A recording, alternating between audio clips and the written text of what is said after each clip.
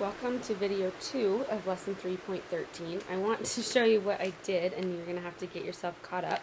So the last thing we did was we solved for how many days would that rabbit food last. So then we turned the page, then I asked you to draw and split up your paper into 4. So I want you to take your orange crayon and go over it with orange. Then I want you to take 4 of the story problems and glue them on here. I used numbers 3,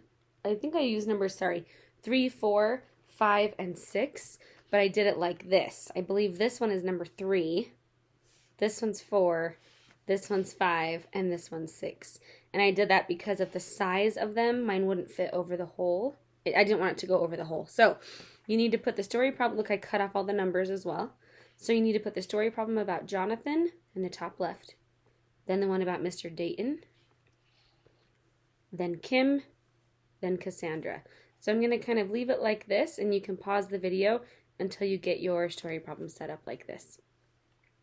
All right, make sure that you have the 4 colors that we were using earlier to determine what kind of operation we're doing. So we have add, subtract, multiply, and divide. Jonathan can throw a baseball 10 1/3 yards. His brother Joey can throw a baseball 13 1/2 yards. How much farther can Joey throw the ball? Is this add, subtract, multiply, or divide? Well, I see a clue right there. How much farther is going to be subtraction. So I'm going to highlight the whole thing in yellow, and I'm going to write the operation. How much farther tells us it is subtraction. Okay, so we set it up. When you use subtraction, it doesn't matter which number goes on top. So you have to take the largest number, 10 1/3 or 13 1/12. It's 13 1/12. And I'm going to stack it up. I'm using subtraction. Minus 10 1/3.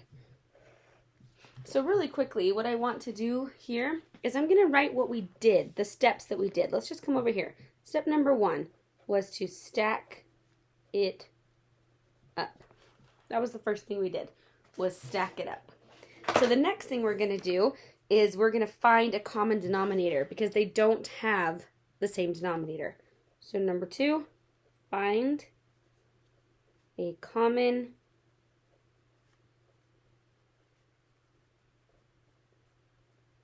denominator.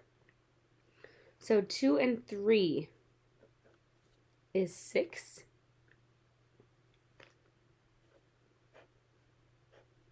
So you have to change both of them to be 6. How did I get from 3 to 6? I times by 2. And 1 times 2 is 2. Wiki wiki. How did I get from 2 to 6? I times by 3. And 1 times 3 is 3. Wiki wiki. Now I can subtract them because they have the same denominator. I'm going to make that subtraction sign yellow. 3/6 minus 2/6 is 1/6. That's nice and easy. You don't have to simplify it or fix it. Go to the whole numbers. 13 minus 10 is 3. So the answer is 3 1/6. So after we found that common denominator, what did we do with that? We made equivalent fractions. And then we really did subtraction. So we did equivalent fractions. And then we did the actual subtraction.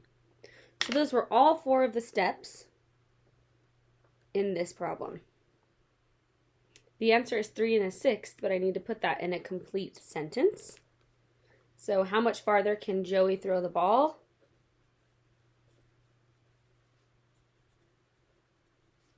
Joey can throw the ball 3 1/6. You can't just say farther. You have to say yards. 3 1/6 yards farther. That is your final answer. Joey can throw the ball 3 1/6 yards farther. All right, next one. We're going to do the problem about Mr. Dayton. Mr. Dayton uses 8 cups of flour to make 3 identical loaves of bread. How much flour is in each loaf? So he uses 8 cups of flour to make 3 identical loaves of bread. How much flour is in each loaf? So that flour is spread evenly in those loaves of bread. Here's the key word I see there. It's identical. And then is in each loaf. So this is a division problem. I take the flour that he had and I'm dividing it into the bread. I'm not taking the bread, dividing it into the flour. I'm taking what he has, which is 8 cups. So I'm taking 8 cups and I'm dividing it by how many loaves of bread he made. He made 3. So this is a whole over whole. Remember when it's just whole numbers, you just do this. Whole over whole. So that's 8 over 3. So let's come back here really quickly. Let's write these steps. So step number 1, with this division problem, what we did was we took what he has, or what he used. I guess it's what he used in this case. What he used, dividing it by each loaf. So he used 8 cups, we divide it by each loaf. Step number 2 is we did whole over whole. And step 3, we solve. So you have to solve or fix 8/3. It can't be left like that. 3 goes into 8 twice. That would be like taking 6/3 away. So then you're left with 2, and the denominator is stubborn and stays. So he must have put 2 2/3 cups into each loaf. So how much flour is in each loaf? There is 2 2/3 cups of flour in each loaf. Let's make sure that makes sense. He has 8 cups and he only made 3 loaves of bread. If he made 8 loaves of bread, then it would be that each loaf got 1 cup. But he didn't make 8, he only made 3. So I have more than enough flour for there to be more than 1 cup. And is 2 2/3 more than 1 cup? Yes, it is. So we did that one correctly. Move on. Kim bought 3/8 pounds of sunflower seeds and 3/16 pounds of thistle seed for her bird feeder. How much seed did she buy in all? Think it through. It's going to be addition because of the words in all. That is an addition phrase. We are doing addition for this problem. So I'm going to outline it in red. Make sure you know we're doing addition. So when we add these fractions together, step number 1 is going to be stack them up. Step number 2 is going to be the same step that we did with subtraction. You're going to have to find a common denominator. You can't add or subtract without a common denominator. So step 2 is find a common denominator.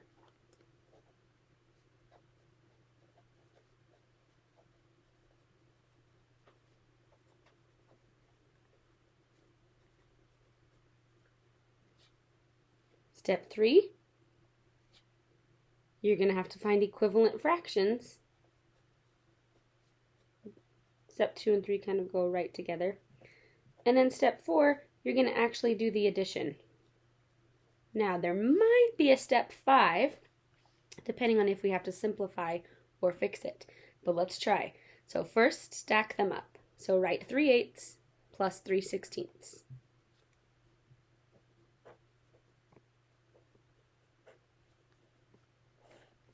Make sure that equals bar is really long. And I find a common denominator. Well, let's actually do this plus sign in red. Well, I look at both those denominators and I think 16 and 8, 16 and 8. Start with the higher number, which is 16, and list the multiples of 16. Tell me when to stop. 16, stop. That's right. 8 can change to 16. So how did I get from 8 to 16? I times by 2. And 3 times 2 is 6. And I don't have to change the 3/16 because it already has 16ths. So I wiki, and now I add 6/16 plus 3/16. Well, the denominator is stubborn and stays. And 6 plus 3 is 9. Do I need to fix or simplify that? Do 9 and 16 share any common factors? Nope. So that's the answer, and I put it in a sentence. How much seed did she buy in all? She bought 9/16 pound. It's not even one whole, so just leave it as pound. She bought 9/16 pound of seed in all.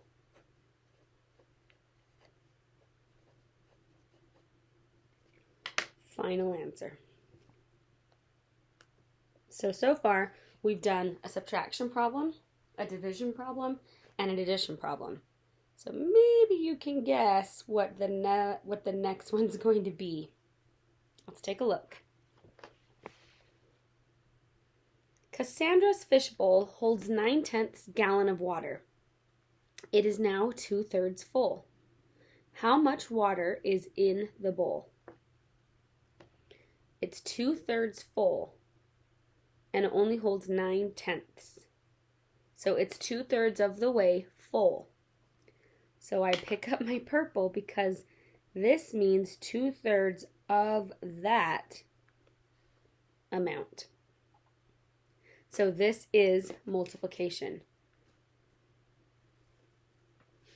This one, there is the word of, and you just have to think through it's 2/3 of the way full. Even though they don't give you those words, you're thinking through the real life situation. So it is multiplication. So with multiplication, it doesn't matter which one comes first. You just line them up. 9/10. I actually like to put it the right way, which would be 2/3 of 9/10. So it would be 2/3 times 9/10. Let's write it that way. 2/3 times 9/10.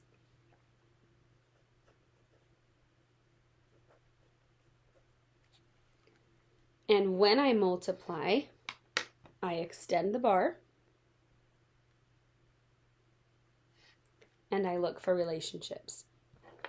The 2 does not have a relationship with the 3, but the 2 does have a relationship with the 10.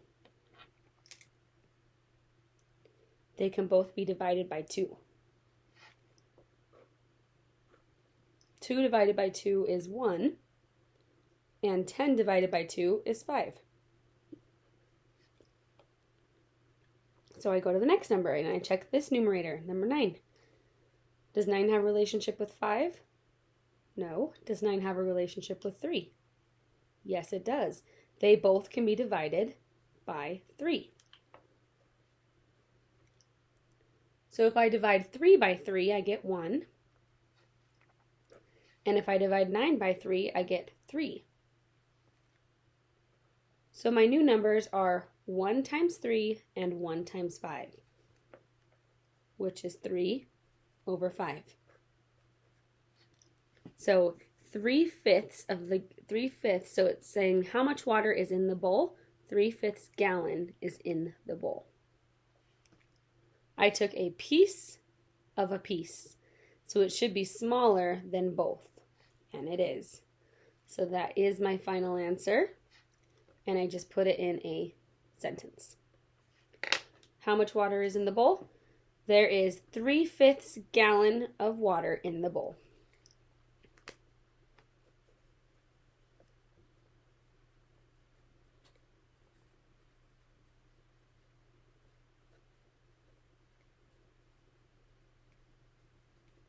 That makes sense because you can't you can't have 9/10, otherwise it'd be all the way full. It's only a piece of the way full. And 3/5 could be a piece of 9/10. So that is logical. We forgot to write the steps. So what did we do very first here when we were multiplying? The first thing we did was we extended the bar.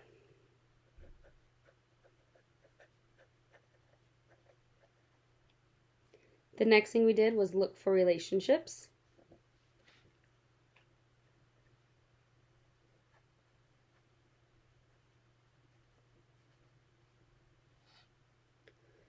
Once we found the relationships, we then multiplied straight across.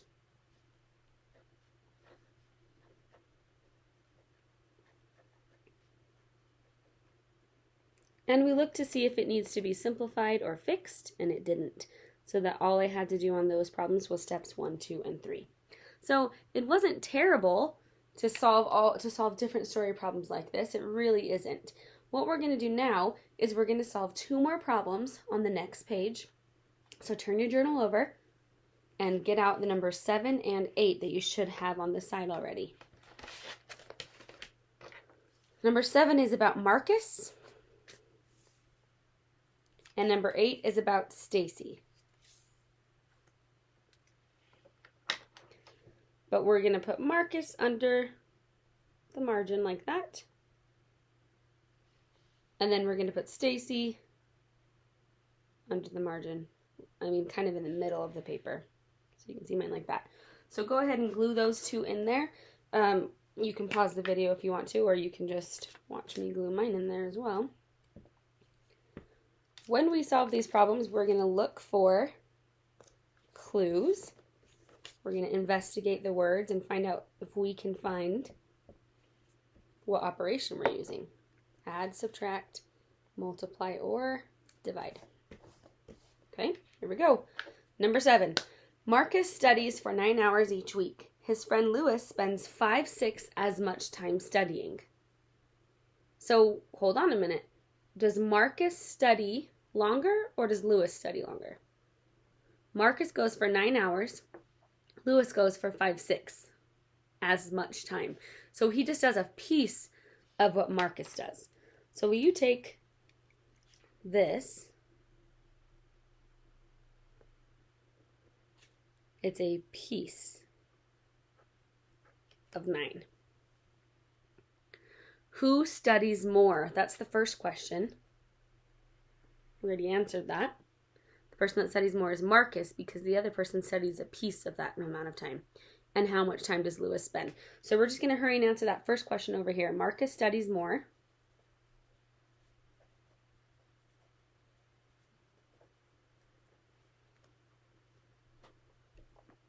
How much time does Lewis spend studying? So we answered the first question. And how are we going to find out what 5/6 as much time is as 9 hours? Would we multiply it? 5/6 of the 9 hours? Yeah, this is a multiplication problem because it says as much. And it's a piece of 9. So this is multiplication. So you set it up. 5/6 times 9.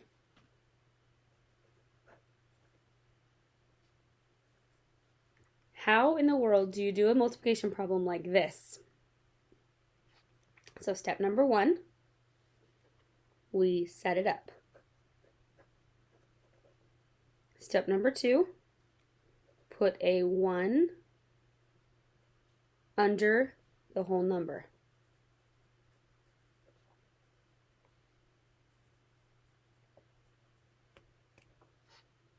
So we have to put a 1 under this number.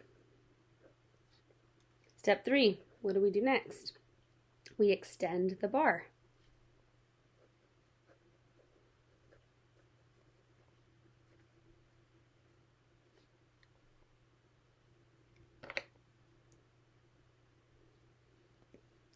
Step 4, we look for relationships.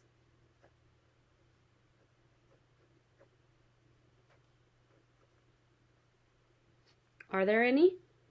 5 doesn't have a relationship with 6 or 1. 9 doesn't have a relationship with 1, but 9 does have a relationship with 6. They can both be divided by 3. So you do 9 divided by 3, which is 3, and you do 6 divided by 3, which is 2. So I now have a 5 times 3 and a 2 times 1. So now that we've looked for relationships, we multiply straight across.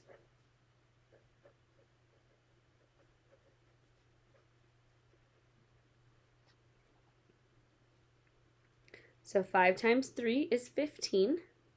2 times 1 is 2.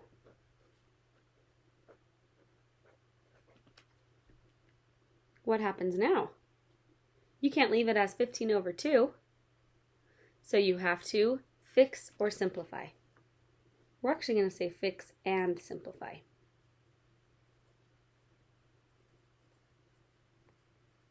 Whew! That problem had 6 steps. So we have to multiply straight across, which we did. We got 15 halves, and now we have to fix and simplify. So 2 goes into 15 7 times, and that would be 14. So you take away 14 from the 15, and you're left with 1. The denominator is stubborn and stays. So the answer is 7 1/2. Could 7 1/2 be a piece of 9? Yeah. In fact, it's pretty close to 9. And isn't 5/6 almost a whole?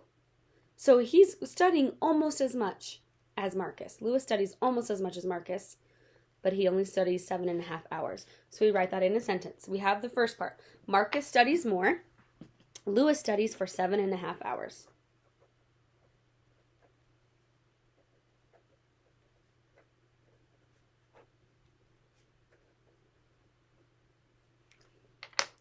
That is the final answer. All right, that one wasn't so bad. Number 8. Stacy's long jump was 10 feet. That is 5/6 foot longer than Ron's long jump. Not 5/6 of that amount. It's just 5/6 foot longer than Ron's long jump. Ooh, I already see a key word here. Subtraction, subtraction, subtraction. Outline it all in yellow. Do you see the words that are letting you know that this problem is subtraction? Well, it is. I'm going to separate that section off. This one is subtraction. And it's in the keyword by longer than. This is 5/6 foot longer than. So Stacy went 10 feet, and that was a little bit longer than Ron's. So did Ron jump more or less than 10 feet? He jumped less than 10 feet because she went 10, which was more than Ron's. So Ron went less than 10. Let's answer that question over here.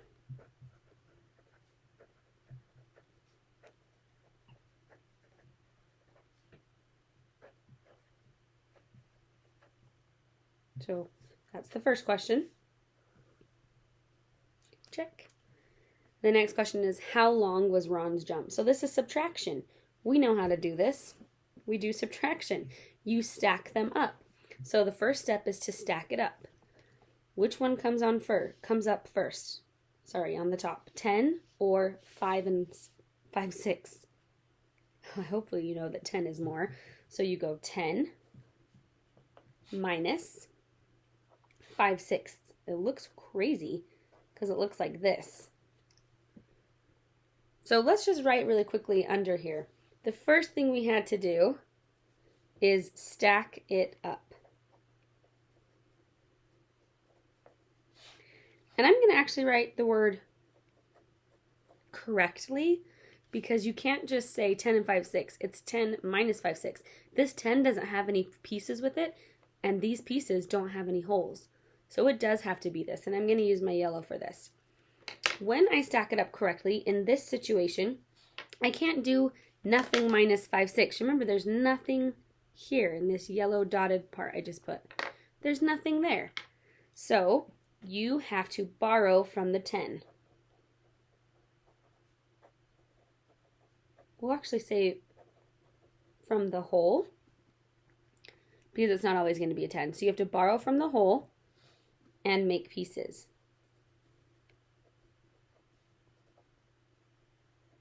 So I borrow from the whole. Remember, I knock. Notice that I knocked 10 times. And that neighbor gives me a candy bar. I walk across the street, I go back home, and I break that one whole that they gave me into 6 sixths. I bet you know why I chose 6 sixths. It's because I was already dealing with 6. So now I do fractions.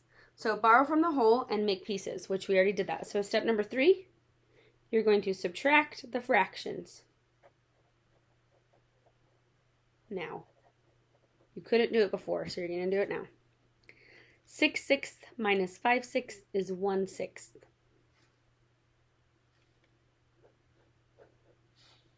And what's the last step here? It's to subtract the wholes. We'll say the whole numbers. 9 minus nothing is 9. You might want to check that you can't simplify the fraction or fix it. You can't because it's a unit fraction. But how long was Ron's jump? Ron went less than 10 feet. Ron jumped 9 1/6 feet. Could that be accurate? Is 9 1/6 less than 10? Yeah. Is 9 1/6 less than what Stacy did? Yes, so that is a correct answer. So it works out pretty well if you think through your answers at the end. It really does work out pretty well. I think I would like to try one more problem where we're doing division. So I know you love this so much. We're going to turn the page and we're going to actually handwrite out the problem. So this problem is going to be, we'll just make it really quick. Miss Fisher has 1/8 of a cake.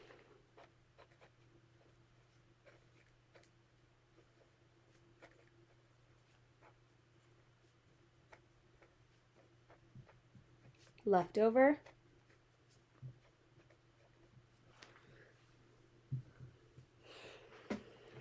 And she will split it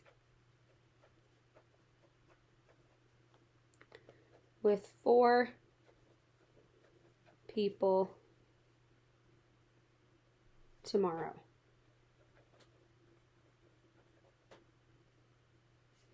How much cake will each person get?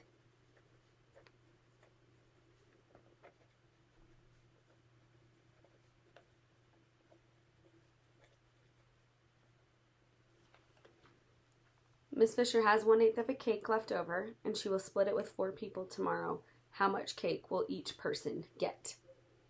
So we know that this is division, I hope you know that, because of a keyword, split it, and I have a certain amount. So this problem is a division problem. Will you write out what the equation is to the right? I have 1/8, so you always start with what you have. She's going to split it with 4 people. Split means divide.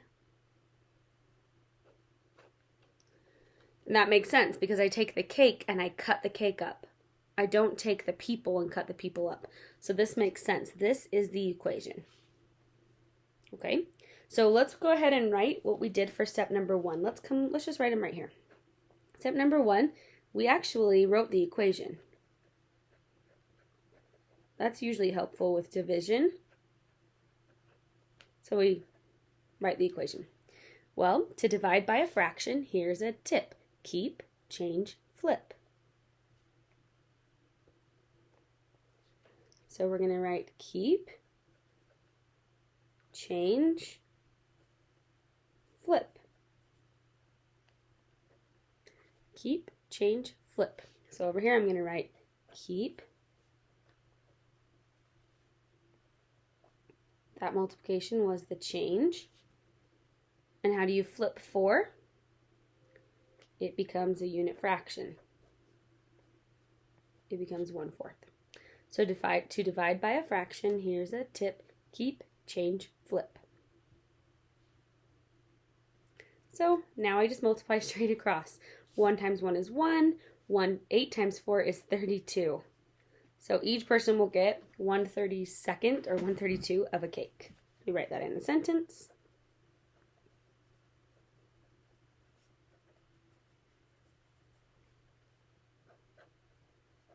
Each person will get 1/32 or 1/32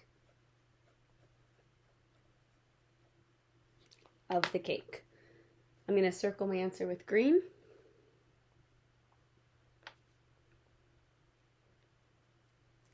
And let's come back over to our steps. So we wrote the equation, we did keep, change, flip, and then we ended up multiplying straight across.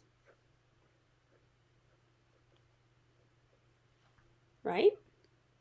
We're going to use reasonableness to see if this makes sense. Use reason.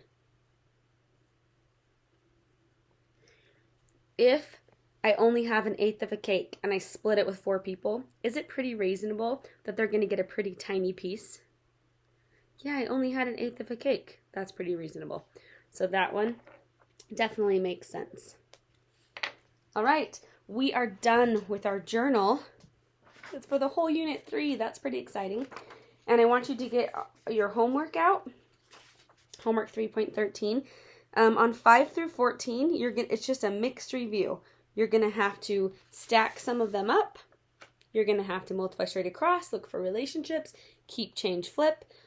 Use your journal for help on what to do on these problems, whether they're divide, multiply, add, or subtract. On questions 1, 2, 3, and 4, again, you're going to look for keywords to find out what is happening. I'm just going to help you out with number 1. See if you can pay attention to what I'm doing. I see a keyword less. I used yellow. Hopefully you know what that means. On the next one, order the weights from lightest to heaviest. Yeah, order means compare. You're going to have to compare these and figure out which one is greater than, less than. You have to put them in order from the lightest one, so the smallest, to the heaviest, the biggest. This one, 4 cones of Dan's ice cream hold 1/2 a pound. How much does each cone hold? So he has 4 cones, and they hold 1/2 pound.